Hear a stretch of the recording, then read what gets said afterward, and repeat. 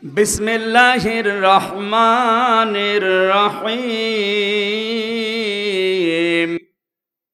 ওয়াদাল্লাহুল মুমিনিনা ওয়াল মুমিনাতি জান্নাতিন তাজরি মিন তাহতিহাল আনহার খালিদিন ফিহা ওয়া মাসাকিন তাইয়্যিবাতান ফি জান্নাতি আদন রিদওয়ানুম মিনাল্লাহি আকবার যালিকা হুয়াল ফাওজুল আযীম।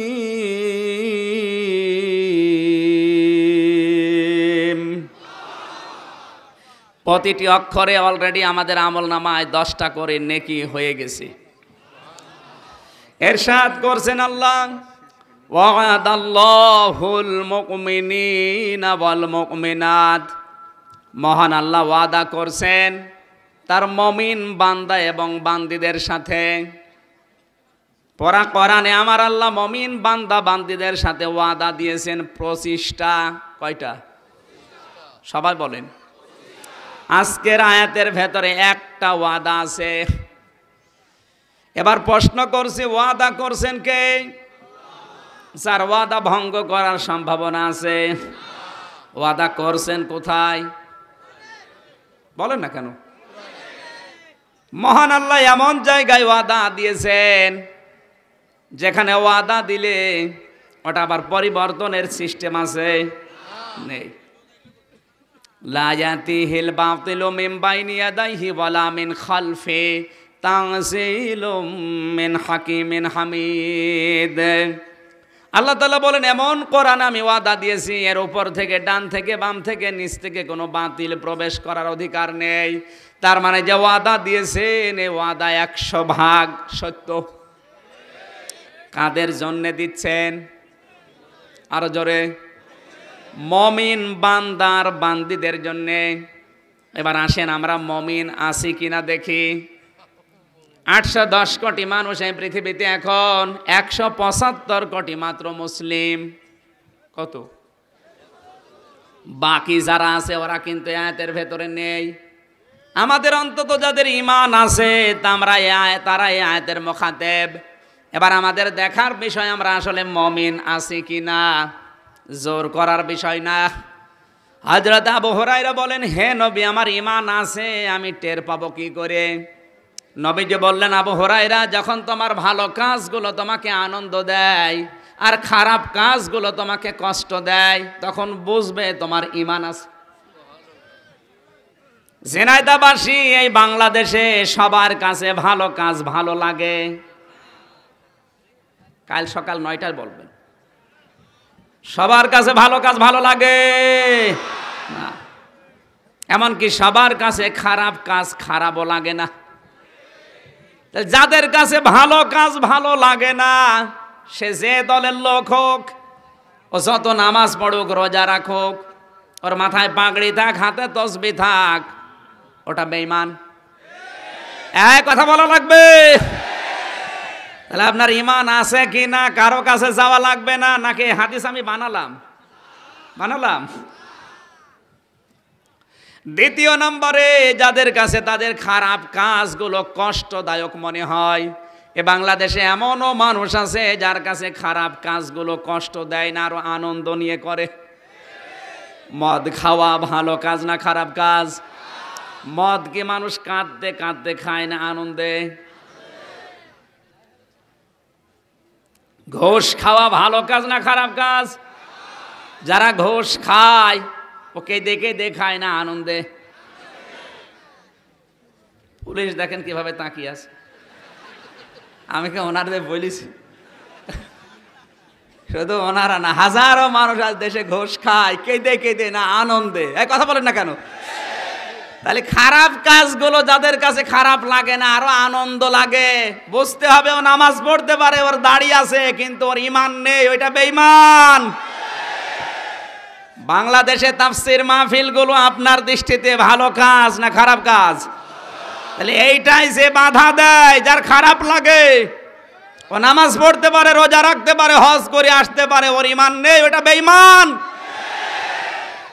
ঝিনাইদহ নেই, নাম ধরা লাগবে।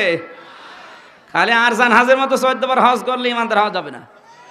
আপনাকে ভালো কাজগুলো আপনাকে ভালো লাগা লাগবে, অন্যায় কাজগুলো আপনাকে কষ্ট দেবে, তারপরে বুঝবেন যে আপনার ইমান আছে।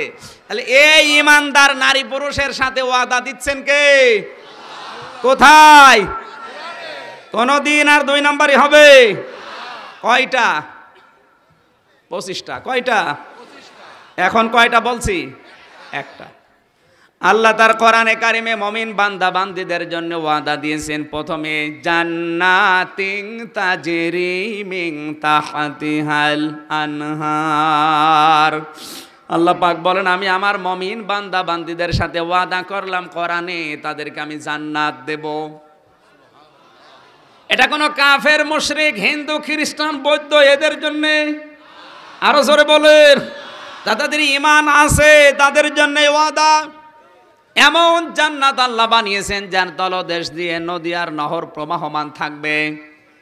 রব্বুল আলামিন জান্নাতের এমন বর্ণনা কোরআনে কারিমে দিয়েছেন, মাসালুল জান্নাতিল্লাতী ওয়িদাল মুত্তাকুন ফিহা আনহারুম মিন মাইন গায়রি আসিন। আল্লাহ তাআলা সূরা মুহাম্মদের ভেতরে জানিয়েছেন, এমন জান্নাত আমার মুত্তাকি বান্দা বান্দীদের জন্য আমি বানিয়েছি, যে জান্নাতের কথা এখানে 4টা আয়াত পরপর আছে জান্নাতের নিখুঁত বর্ণনা দেওয়ার জন্য। হাদিসে আয়াতের ব্যাখ্যায় পড়েছি, এমনভাবে আল্লাহ জান্নাত সাজিয়েছে, কোনো চোখ ওটা দেখে নাই, কোনো কান শোনে নাই, কোনো হৃদয় কোনোদিন ওর কল্পনাও উদয় হয় নাই। এমন বাগানে যেতে কার না মনে চায়?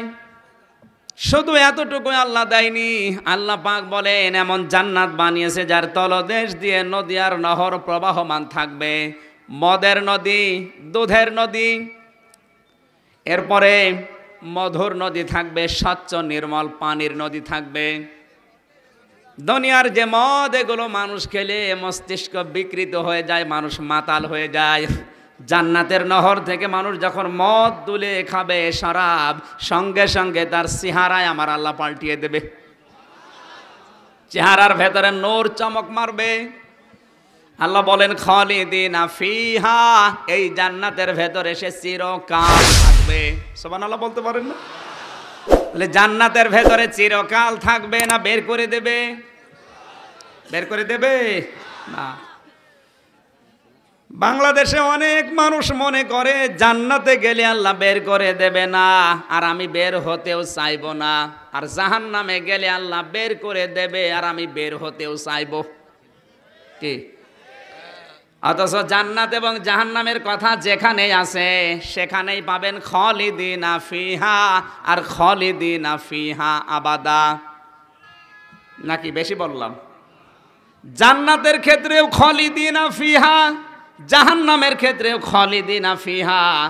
জান্নাতের আলোচনা শুনলে আপনি অর্থ করবেন যে জান্নাতে গেলে আল্লাহর বের করে দেবে না, ওই একই শব্দ জাহান্নামের ক্ষেত্রে আছে, ওখানে অর্থ করবেন যে জাহান্নামে গেলে আল্লাহ বের করে দেবে। আপনি কি মন মতো করবেন? বলেন। তাহলে বিষয়টার ভেতরে কিছু লুকিয়ে আছে।